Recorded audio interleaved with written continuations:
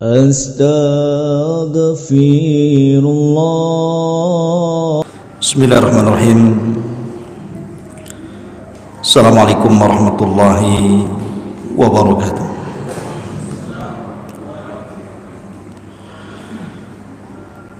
Alhamdulillah. Alhamdulillahilladzi arsala rasulahu bil huda wa dinil haqq liyudhhirahu 'ala ad-dini kullihi wa kafa billahi shahida wa kafa billahi wakila. Asyhadu an la ilaha illallah wahdahu rabbi la syarika lah wa asyhadu anna Muhammadan 'abduhu wa rasuluhu alladzi la nabiyya ba'dahu. Faqala Allahu 'azza wa jalla ya ayyuhalladzina amanu taqullaha haqqa tuqatih wa la tamutunna illa wa antum muslimun, amma ba'du. Hadirin dan hadirat yang dimuliakan Allah Subhanahu wa taala, alhamdulillah di malam hari ini Allah Subhanahu wa taala masih mempertemukan kita di salah satu taman daripada taman-taman surga. Sebagaimana sabda Nabi sallallahu alaihi wasallam, "Idza marartum bi riyadil jannati farta'u." Apabila kalian melintasi taman di antara taman-taman surga, singgahlah di situ. Kemudian sahabat bertanya, "Wa mariyadul jannati ya Rasulullah?" Apa yang Anda maksudkan dengan taman-taman surga itu wahai Rasul? Maka Nabi SAW mengatakan, hilaqud dzikri, orang yang berhalaqah-halaqah, kemudian dalam halaqah itu tidak lain dan bukan dalam rangka mengingat Allah Subhanahu wa taala. Maka berbahagialah kita berada di taman daripada taman-taman surga. Namun demikian tidak banyak orang yang mau duduk di taman-taman surga. Kemudian salawatullah dan salam kita haturkan kepada Nabi besar Muhammad sallallahu alaihi wasallam. Allahumma salli ala Muhammad wa ala alihi wa sahbihi wa man sara ala nahjihi ila yaumiddin. Pembahasan di malam hari ini masih membahas tentang muqaddimah dari tanda-tanda kemunculan kiamat besar. Dan saya sudah memberikan muqaddimah tentang kemunculan Al-Mahdi Al-Muntadhar, Imam Mahdi yang ditunggu-tunggu kaum muslimin. Nabi SAW pernah mengatakan, mulukud dunya arba'atun, bahwa raja-raja yang pernah menguasai dunia itu ada 4. Mu'minani wa kafiran, yang 2 seorang mukmin dan yang 2 orang kafir. Adapun yang mukmin adalah Nabiullah Sulaiman dan juga Dzulqarnain. Adapun yang kafir Namrud dan juga Bukhtun Nasr. Kemudian Nabi SAW menambahkan wa khamisuha, dan yang kelimanya adalah Al-Mahdi, Al-Imam Al-Mahdi yang namanya Muhammad Ibn Abdullah, yang akan muncul di akhir zaman. 5 orang ini akan menguasai dunia dan pernah menguasai dunia. Adapun yang 4 sudah berlalu zamannya. Adapun yang kelima Al-Mahdi akan datang zamannya, bahwa kaum muslimin akan dipimpin oleh seorang Al-Mahdi yang diberikan petunjuk oleh Allah Azza wa Jalla, yang akan menguasai dunia. Ma'asyiral muslimin yang dimuliakan Allah Azza wa Jalla, ada sebuah hadis yang dicantumkan dalam Sunan Abi Dawud. Hadis ini dari Mu'adz bin Jabal radhiyallahu anhu. Nabi SAW bersabda begini bunyinya: Imran Baitil Maqdisi kharabu Yathrib, wa kharabu Yathribi khurujul malhamati, wa khurujul malhamati fathul Qastantiniyah, wa fathul Qastantiniyati khurujud Dajjal. Kata Nabi SAW, Imranu Baitil Maqdis, apabila pusat kekuatan kaum muslimin sudah tegak di Baitul Maqdis, artinya poros kekuatan kaum muslimin di akhir zaman itu bertempat di Baitul Maqdis, Palestina. Di sini akan tegak khilafah ala minhajin nubuwah, khilafah di atas minhaj kenabian. Siapa yang memimpin mereka? Yang memimpin mereka Al-Mahdi Al-Muntadhar, Imam Mahdi yang ditunggu-tunggu. Dengan berdirinya kekhilafahan di Baitul Maqdis di akhir zaman, maka Yathrib akan runtuh. Maksud Yathrib di sini adalah Madinatul Rasul, kota Madinah. Dan dengan runtuhnya kota Madinah, maka kaum muslimin akan berperang yang disebut dengan Malhamatul Kubra. Istilah Yahudi Armageddon, istilah kita Malhamatul Kubra. Dan perang ini adalah perang yang mengakhiri seluruh perang-perang sebelumnya. Ini perang maha dahsyat, jauh lebih perang dari dunia pertama atau dunia kedua, karena perang ini melibatkan semua manusia, dan perang ini disebabkan karena urusan agama. Jadi perang syarat antara mukmin dan kafir. Nanti saya akan kisahkan bagaimana Malhamatul Kubra ini. Kemudian setelah kaum muslimin wa khurujul malhamah, ketika sudah selesai perang yang maha dahsyat ini, maka Nabi melanjutkan hadisnya, fathul Qastantiniyah. Setelah itu kaum muslimin akan membebaskan Konstantinopel. Di mana Konstantinopel? Istanbul, Turki. Wa fathul Qastantiniyati khurujud Dajjal. Dan apabila Istanbul atau Konstantinia dibebaskan kaum muslimin, disinilah muncul Dajjal. Lihat bagaimana urutan-urutan yang disabdakan Nabi SAW yang akan dilalui oleh Al-Mahdi Al-Muntadhar di sini. Ma'asyiral muslimin yang dimuliakan Allah Subhanahu wa taala, Nabi SAW bersabda dalam sebuah hadis, kata Nabi SAW, la taqumus sa'atu warrumu aktsarun nas, tidak akan tegak hari kiamat kecuali bangsa Romawi adalah bangsa terbanyak dan terbesar di akhir zaman. Maksudnya bangsa Romawi di sini adalah orang-orang yang memeluk agama Nasrani. Dan Romawi ma'ruf di Rum sana.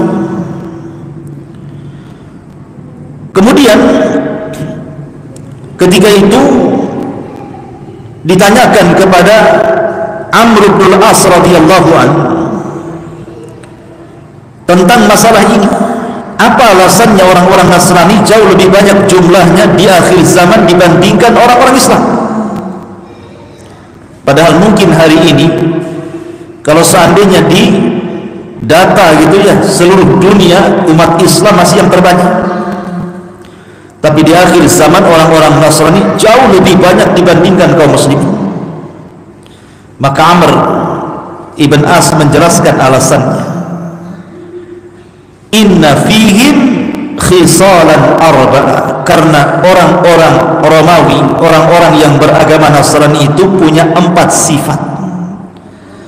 Yang 4 sifat ini membuat orang-orang di luar dari agama Nasrani masuk ke Nasrani, ada daya tarik.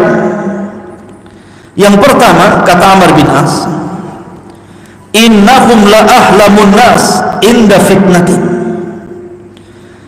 karena orang-orang Nasrani itu orang yang paling lembut ketika menghadapi fitnah. Jadi orang-orang Nasrani itu pula kelembutan hati, kasihan melihat orang susah gitu. Artinya tidak pernah mengeluh, sesusah apapun mereka tidak mengeluh. Beda kalau kita ya, baru di PHK sehari saja dunia rasa kiamat katanya. Kayaknya rezeki Allah itu hanya di PT itu saja. Kita ini baru diuji dengan ujian sekali saja sudah goyang hatinya kan. Lah orang Nasrani tidak, mereka lembut hatinya.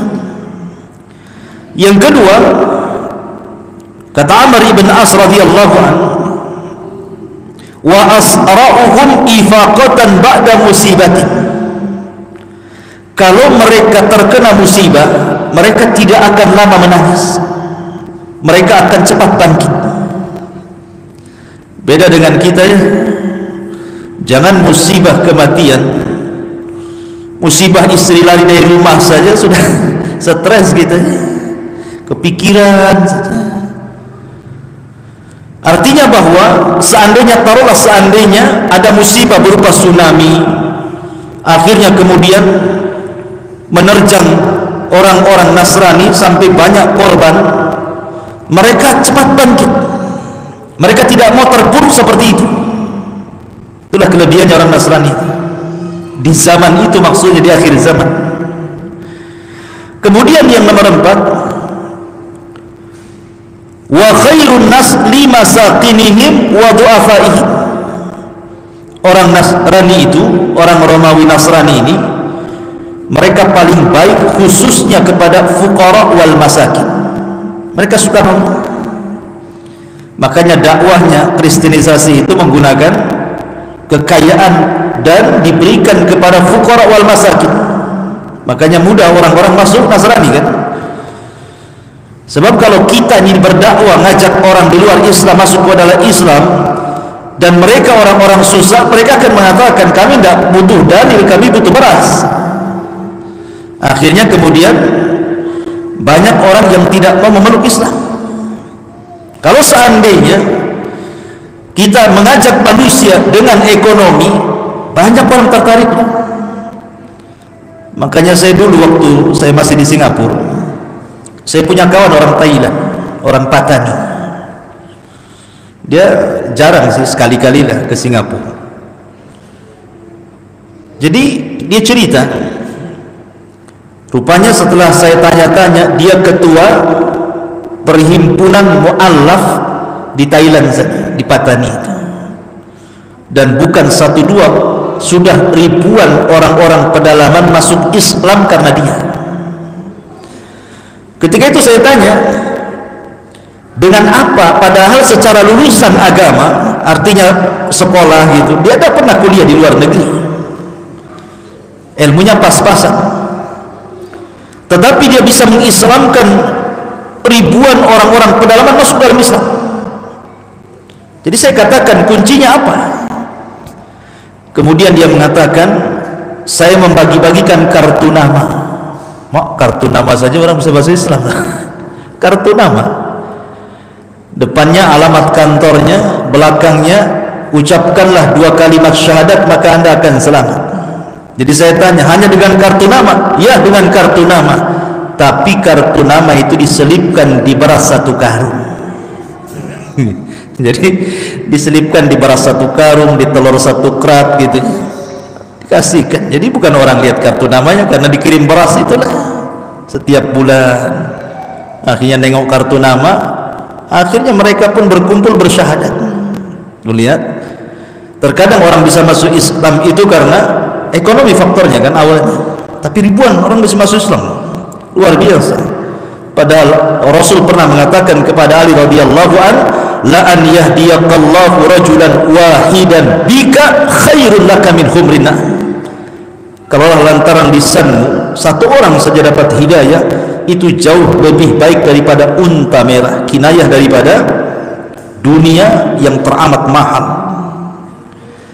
Ini yang ketiga. Kemudian yang keempat, wa amna'ahum min dzulmil muluk. Karena mereka itu paling tidak suka dengan para pemimpin zalim. Tidak suka. Orang-orang Nasrani itu tidak suka dengan para pemimpin zalim. Ini yang menyebabkan Nasrani Romawi di akhir zaman itu banyak pengikutnya, dan mayoritas dan jumlah mereka jauh menandingi jumlah kaum muslimin di akhir zaman, kata Amr bin As. Tapi walaupun demikian, kaum muslimin punya kekuatan yang diperhitungkan nanti di akhir zaman itu. Lihat hadis setelahnya. Nabi SAW bersabda, kata Nabi SAW, satu salihunar ruma sulhan amina. Kalian akan berdamai bersama orang-orang Romawi di akhir zaman, akan bekerja sama. Kita dengan orang-orang Nasrani di akhir zaman itu akan bekerja sama, akan melakukan hudnah perdamaian, kemudian kerjasama perang. Siapa yang diperangi? Kata Nabi SAW, fatadzuna antum wahum aduan min waraihim. Maka kalian bersama orang-orang Nasrani itu akan memerangi musuh di belakang kalian. Rasul tidak menyebutkan siapa musuh yang diperangi di akhir zaman oleh kaum muslimin dan orang-orang Nasrani. Padahal Nasrani kuat, tapi tidak bisa menyerang musuh ini. Akhirnya terpaksa orang-orang Nasrani bekerja sama dengan kaum muslimin, menunjukkan kaum muslimin punya izah di akhir zaman, kan? Karena diajak kerjasama. Maka ketika jumlah kaum muslimin disatukan dengan jumlah orang Nasrani, kemudian menyerang musuh di belakang mereka, maka Allah menangkan. Ada yang mentafsirkan, ini ulama kontemporer, yang dimaksud musuh di belakang kalian, ada yang mengisyaratkan kepada bangsa Cina, karena Cina bukan Nasrani, kan? Ya, Cina orang musyrikun, mereka penyembah berhala. Artinya bahwa akan terjadi peperangan. Wallahu a'lam. Kita tidak boleh langsung, oh itu maksudnya Cina. Enggak. Ini ada yang memprediksi seperti itu, karena Nabi tidak menyebutkan negara mana. Nabi hanya mengatakan akan memerangi musuh di belakang kalian, dan Allah menangkan.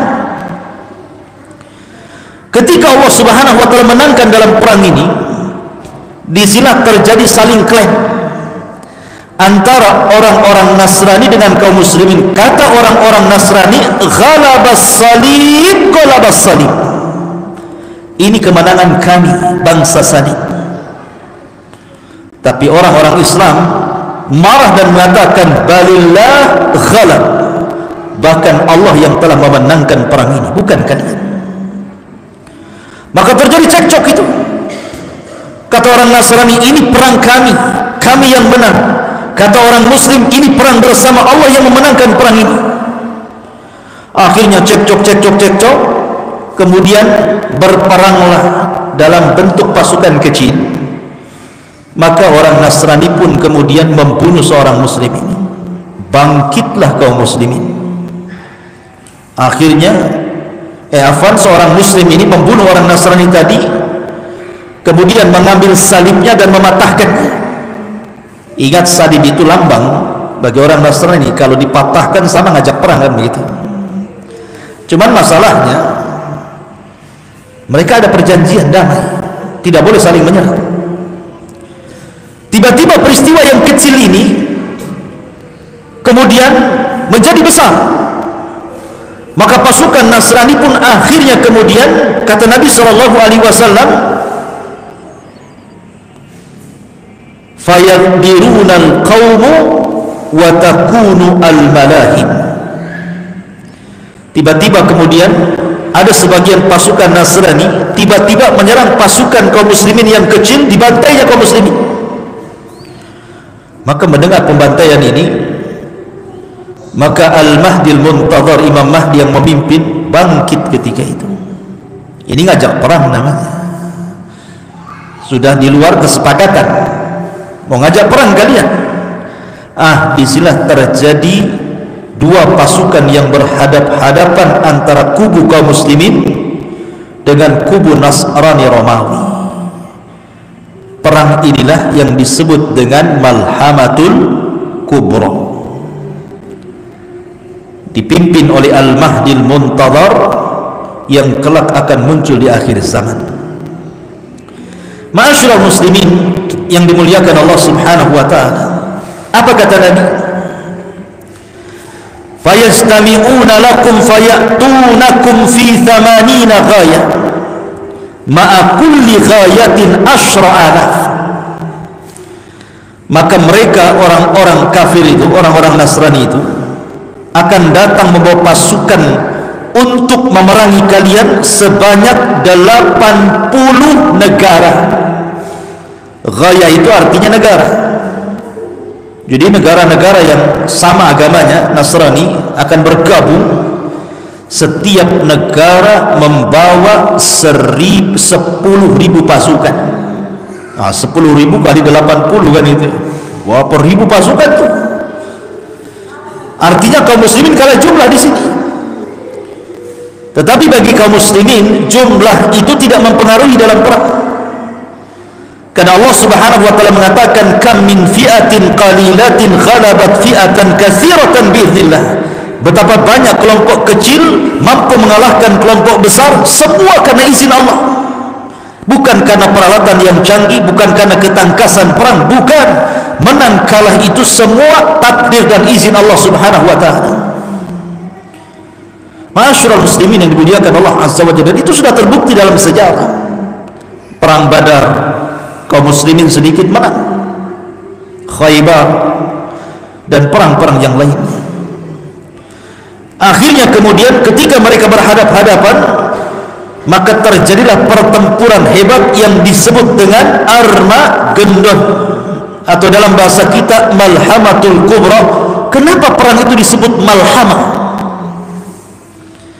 Malhamah itu diambil dalam bahasa Arab dari kata-kata lahmun. Lahmun itu artinya daging. Ishtaraitu lahman fi suq, aku beli daging di pasar. Lahmun itu daging artinya. Lah kenapa pula perang itu kemudian dinisbatkan kepada daging? Karena kalau orang sedang berhadap-hadapan, dua-duanya bawa pedang, kemudian saling sabet sana sini, tentu daging ini akan muncrat kemana-mana. Saking dahsyatnya perang itu, sampai-sampai daging itu melayang ke langit dari sabetan-sabetan pedang itu. Makanya disebut Malhamatul Kubra. Dari sini nanti ada penjelasan para ulama bahwa di akhir zaman perang itu tidak akan menggunakan teknologi lagi. Artinya akan kembali ke zaman jadul, ke zaman tombak, ke zaman pedang, ke zaman panah, ke zaman kuda, ke zaman unta gitu. Lalu kenapa alat-alat teknologi itu kemana? Ya ada. Boleh jadi karena Allah sudah keringkan bahan baku yang ada di bumi sehingga tidak bisa lagi dijalankan. Mungkin jadi besi mati kan itu, jadi besi tua, nggak bisa dipakai, pesawat nggak bisa terbang. Akhirnya kembali ke zaman pedang lagi akhirnya. Dan itu nanti diketahui dari hadis ketika mereka memerangi Konstantinia tanpa perang, hanya dengan takbir negara itu roboh. Nanti di akhir zaman. Ma'asyiral muslimin yang dimuliakan Allah Azza wa Jalla, perang Malhamatul Kubra ini yang dipimpin oleh Al-Mahdi Al-Muntadhar, Imam Mahdi yang kita tunggu-tunggu, berhasil mengalahkan orang-orang Nasrani. Pertanyaannya, kemana Yahudi? Kenapa tidak ikut terlibat? Dan kenapa kemudian tidak bekerja sama orang-orang Nasrani dan Yahudi memerangi kaum muslimin di akhir zaman? Orang Yahudi ketika itu karena jumlah mereka tidak banyak dibandingkan jumlah kaum muslimin dan juga orang Nasrani, mereka ketakutan dan bersembunyi. Jadi orang-orang Yahudi muncul bersembunyi, tidak berani menampakkan batang hidungnya. Makanya kenapa penyebab Dajjal itu keluar? Kata Nabi SAW, la yakhrujud Dajjal illa ala ghabbatin yadribuha. Tidaklah Dajjal keluar kecuali karena penyebabnya tersulut emosi karena kemarahan. Apa yang menyebabkan Dajjal itu marah? Karena para pengikutnya tidak berani perang dan para pengecut. Marah Dajjal, kenapa kalian tidak ikut perang itu? Kenapa kalian sembunyi? Maka Dajjal emosi, sebab emosi itulah dia keluar. Dan dia bergabung dengan 70.000 orang-orang Yahudi Iran, orang Yahudi Asbahan, Khurasan. Ma'asyiral muslimin yang dimuliakan Allah Azza wa Jalla, kembali kepada perang Malhamatul Kubra. Maka ketika kaum muslimin berhasil kemudian memerangi orang-orang Nasrani sampai ke jantung kota Eropa, sampai ke Eropa sana, bayangkan, dikuasai oleh kaum muslimin. Lalu mana Amerika ini? Kok tidak disebutkan? Mungkin sudah nggak ada Amerika di zaman itu, mungkin tinggal Eropa, karena kekuatan orang-orang Nasrani ada di Eropa masalahnya. Lah kaum muslimin itu sampai ke jantung kota Eropa, menguasai negeri-negeri. Dari sini Nabi SAW dalam urutan yang tadi saya baca, kata Nabi SAW, setelah Arab runtuh gitu ya, kemudian Malhamah, kemudian setelah Eropa dikuasai, maka mereka pun mengarah ke Konstantinopel. Konstantinopel tidak diperangi dengan cara perang, tidak, tapi cukup dengan takbir kota itu sudah roboh. Karena melihat kekuatan kaum muslimin yang dahsyat, orang Nasrani saja dikalahkan gitu, maka Konstantinopel lebih mudah lagi. Cukup dengan suara takbir menggema, menakutkan orang-orang. Apalagi Rasul pernah mengatakan, di antara 5 yang dikhususkan kepadaku dan tidak diberikan kepada para nabi dan rasul adalah rasa takut yang ditimpakan kepada musuh sejauh perjalanan 1 bulan. Jadi mendengar pasukan orang Islam saja, musuh sudah ciut itu ketakutan. Makanya dengan takbir saja kota itu sudah roboh. Makanya ketika sampai di Konstantinopel, kaum muslimin tenang-tenang saja. Mereka yu'allikuna suyufahum, mereka letakkan pedang-pedang mereka di pohon-pohon zaitun. Dari sinilah kemudian terdengar berita hoax bahwa Dajjal sudah muncul di Khurasan dan akan menjumpai anak-anak mereka yang ada di Palestina, Syam. Maka Al-Mahdi Al-Muntadhar, Imam Mahdi, lantas mengutus 10 orang berkuda. Kenapa tidak pakai pesawat sekali lagi? Karena perang itu memang sudah kembali ke zaman jadul, dia pakai kuda lah kan begitu. Sehingga Nabi SAW, aku tahu sifat kudanya, aku tahu sifat penunggang kudanya, dan mereka lah pada hari itu khairu fawarisi ala ahli al-ardi, sebaik-baik penunggang kuda di atas permukaan bumi. Saking cepatnya dari Eropa, dari Konstantinopel, bayangkan, menuju Palestina untuk memastikan Dajjal itu muncul atau tidak. Rupanya berita itu hoax, Dajjal tidak muncul. Balik lagi mereka melaporkan bahwa Dajjal tidak muncul. Tetapi setelah peristiwa itu Dajjal muncul. Dan ingat, Dajjal itu keluar di negara yang mayoritasnya orang-orang Syiah. Di mana? Iran. Di situ ada kota namanya Asfahan. Di kota Asfahan itu, disitulah kotanya orang-orang Yahudi di Iran, dan jumlahnya mencapai 70.000 orang-orang Yahudi Asfahan, lengkap dengan atribut di kepala keyahudiannya itu.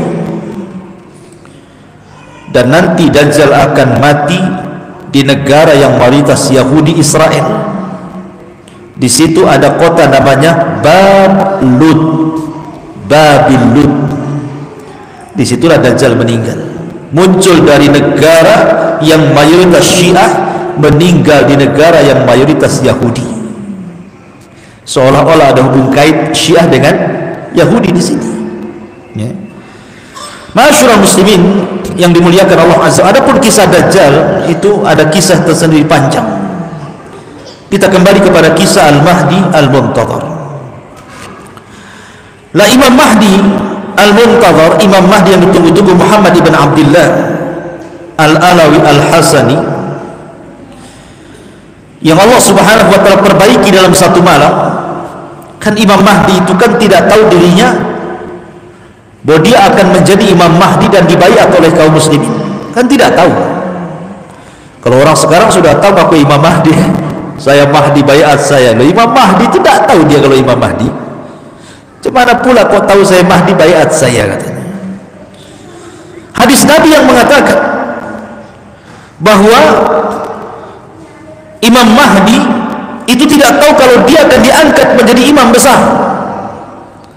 Tahu-tahu setelah banyak kekacauan di mana-mana, bumi dipenuhi dengan kezaliman, kemudian anak-anak muda mulai bangkit gitu kan, ingin merubah tapi tidak bisa. Maka berkumpullah para talabatul ilmi, para ulama di musim haji. Ketika itu mereka melihat anak muda yang cocok sifat-sifatnya sama seperti Imam Mahdi yang disabdakan Nabi SAW. Maka tiba-tiba mereka mengatakan, "Antal Mahdi, engkau Imam Mahdi, kami siap berbaiat kepada anda." Ini orang ini, anak muda yang tiba-tiba kemudian diklaim Imam Mahdi, kagetlah kan begitu. Kok bisa saya Imam Mahdi? Tunggu dulu, bahasa saya jangan begitu. Akhirnya kemudian dia pun tidak mau dibaiat. Tapi di malam hari ketika dia tertidur, apa yang terjadi? Allah perbaiki dia dalam satu malam. Satu malam saja Allah perbaiki. Yang tadinya tidak punya ilmu agama yang mumpuni, Allah berikan ilmu agama yang mumpuni. Yang tadinya tidak tahu ilmu strategis perang, Allah berikan ilmu strategis perang. Yang tadinya tidak tahu bagaimana cara memimpin, Allah berikan ilmu bagaimana menjadi seorang leader, seorang pemimpin. Dalam satu malam itu diberikan ilmu banyak. Ketika pagi hari dia bangun, sudah beda tuh. Jadi Imam Mahdi menguasai banyak ilmu karena dia yang akan memimpin dunia masalahnya. Maka barulah kemudian di pagi hari dia siap dibaiat di antara maqam Ibrahim dan Hajar Aswad. Disitulah dia dibaiat. Ketika kemudian kabar pembaiatan Imam Mahdi ini sampai ke Syam, di sana ada orang-orang Sufyani. Orang-orang Sufyani ini tidak suka dengan pembaiatan Al-Mahdi. Dia kirim pasukan dari Syam, orang-orang Sufyani ini. Tetapi ketika kemudian pasukan yang akan memerangi Imam Mahdi dan membunuh Imam Mahdi sampai di sebuah tempat namanya Baidah. Baidah itu antara Mekah dan Madinah, di situ ada Baidah. Tiba-tiba Allah Subhanahu wa taala mengirim gempa yang sangat dahsyat. Yang diisyaratkan dalam sabda Nabi sallallahu alaihi wasallam akan terjadi gempa yang maha dahsyat dari arah barat dan timur dan arah jazirah Arab. Maksud gempa di sini adalah gempa ketika orang-orang Sufyani datang dari Syam hendak membunuh Al-Mahdi yang sudah dibaiat. Allah gempakan di sebuah tempat namanya Baidah. Tidak ada orang yang selamat di situ, semua mati, termasuk orang yang jalan kaki, termasuk orang yang ke pasar, termasuk orang yang jalan-jalan ikut mati juga di situ. Tidak tersisa satu jiwa pun. Sampai Aisyah radhiyallahu anha bertanya kepada Rasulullah, kenapa orang-orang yang tidak terlibat dalam pasukan yang akan merangi Imam Mahdi kok ikut mati di situ? Bagaimana pertanggungjawaban mereka di hadapan Allah? Maka Aisyah radhiyallahu anha mengatakan, yub'atsuna yaumal qiyamati ala niyyatihim. Mereka akan dibangkitkan pada hari kiamat sesuai dengan niat-niat mereka. Kalau niatnya hendak memerangi Imam Mahdi, mereka orang jahat. Tapi kalau niatnya jalan ingin ke pasar, jalan ingin berdakwah, jalan ingin sebuah hajat meninggal, maka tentu beda hukumnya dengan orang yang meninggal dalam rangka untuk memerangi Al-Mahdil Muntadhar yang baru saja dibaiat. Dan ini ciri-ciri yang paling zahir, ciri-ciri yang paling tampak. Kalau sudah ada gempa di Baidah antara Mekah dan Madinah dan menenggelamkan pasukan perang yang sangat besar, berarti Imam Mahdi sudah muncul. Kalau belum ada gempa di Jazirah Arab, jangan harap Imam Mahdi muncul, karena ini tanda yang paling jelas. Pertanyaannya, orang-orang yang mengklaim sebagai Al-Mahdi, di Arab sudah ada gempa belum tuh? Di Baidah sudah ada gempa belum? Karena kalau dia mengaku Imam Mahdi dan mengklaim kemudian dibaiat, maka dia akan dibunuh oleh orang-orang Sufyani dari Syam. Akan dibunuh. Mereka bawa pasukan besar untuk membunuh Al-Mahdi, tapi Allah tenggelamkan di Baidah.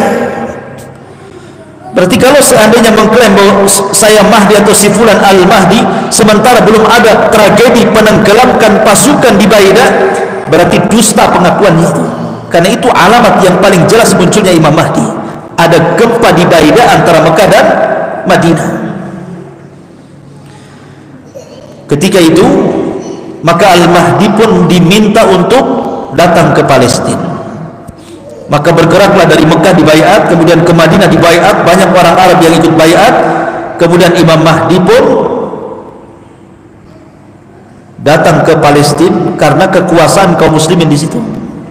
Dari sini hadis Nabi SAW, apabila khilafah minhaj nubuwah itu sudah berdiri di Baitul Maqdis. Karena sebelumnya mereka hanya pasukan-pasukan ya biasa bertempur melawan orang-orang di luar daripada Islam, tapi belum tercapai sebuah khilafah. Kata Nabi SAW, nanti di akhir zaman, dari hadis tentang 5 fase, karena ada fase kenabian, ada fase mulkun wa rahmah gitu ya, ada fase jababirah gitu, kemudian ada fase kerusakan gitu, yang terakhir khilafah ala minhaj nubuwah. Maksudnya khilafah ala minhaj nubuwah ini berdirinya kekhilafahan di Palestina kapan? Nanti di akhir zaman, dan akan diikuti pasukan yang membawa bendera hitam, sehingga banyak kemudian orang terperdaya dengan ISIS kan. Ketika berdirinya negara ISIS di Irak dan juga Syam, banyak orang yang menyangka kemunculan Imam Mahdi karena bendera yang mereka acungkan itu bendera berwarna hitam bertuliskan la ilaha illallah. Setelah perang dengan Amerika kalah, masa pasukan Mahdi kalah? Dia akan menang, tidak akan kalah. Akhirnya banyak orang-orang yang tertarik dari semua negeri, sampai dari Indonesia ketipu. Banyak orang datang dari negeri kita kemudian gabung dengan ISIS yang ada di Syam dan Irak, disangkanya itu pasukan Mahdi. Pasukan Mahdi dari Hongkong. Itu bukan pasukan Al-Mahdi, itu para pengacau, para teroris, dan ulama sudah memfatwakan faham mereka persis seperti paham Khawarij. Karena manhaj mereka manhaj takfir, mengkafir-kafirkan di luar kelompoknya. Siapa yang tidak berbaiat kepada pemimpin mereka kafir. Akhirnya semua kaum muslimin yang tidak ikut dengan ISIS itu dikafirkan, semua halal darahnya. Ini kan ngeri, ikhwan. Masyaallah muslimin yang dimuliakan Allah, muncul lagi sekarang istilah Taliban. Nah, sekarang sudah muncul lagi karena Taliban menguasai Afghanistan, Amerika menyingkir, NATO juga menyingkir, akhirnya dikuasai lagi. Sekarang udah muncul lagi prediksi ini. Nah, antum baca YouTube tuh ada aja yang prediksi, ini tentara Imam Mahdi sudah muncul, Taliban katanya, yang akan menguasai dunia. Dari mana Anda katakan seperti itu? Hadis Nabi tidak ada kalimat Taliban. Ya boleh jadi, ya boleh jadi tidak, tapi jangan menjazam. Jangan memastikan bahwa mereka adalah tentara Al-Mahdi. Mana dalil Anda? Dari mana Anda mengatakan seperti itu? Nanti ketika Al-Mahdi Taliban dikalahkan, muncul lagi kelompok lain, ini pengikut iman. Akan begitu terus jadinya kan? Masyaallah muslimin, maka prediksi-prediksi seperti ini biasanya kalau sudah berprediksi pada perkara-perkara yang gaib, kebanyakan meleset dibandingkan tepatnya. Coba saja Karena tanda-tanda alamat besar itu perkara gaib. Tidak ada yang tahu peristiwanya kecuali Allah Subhanahu wa taala. Lain dengan tanda-tanda kiamat kecil yang setiap hari kita bisa lihat bermunculan di mana-mana. Tapi tanda-tanda kiamat besar itu sama dengan bicara kapan kiamat. Kalau saya tanya kapan kiamat, Anda akan menjawab saya tidak tahu. Begitu juga tanda-tanda kiamat besar. Ini dari umurul ghaib, dari perkara-perkara gaib. Kita tidak bisa menjazam, memastikan, itu tidak bisa. Apalagi sampai memprediksi 99%. Loh, hebat kali prediksi ini. Karena sudah banyak yang sebelum-sebelumnya meleset kan. Wah, Ramadan kemarin akan terjadi kiamat besar katanya.